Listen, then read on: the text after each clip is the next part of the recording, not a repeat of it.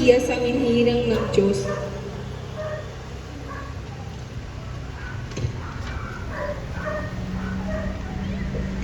Panalangin.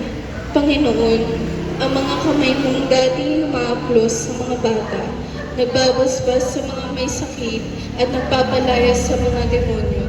Ngayon nakapako na sa krus ang iyong mga paa na nagdala sa iyo sa maraming bayan upang ihatid ang magandang balita ng kaharian sa lahat.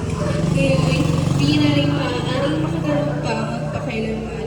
Pag-ibig ka na nagatid sa iyo sa krus, Panginoong Jesus, pagkalooban mo kami ng biyaya na makatupad sa aming tungkulin ng buong pagmamahal.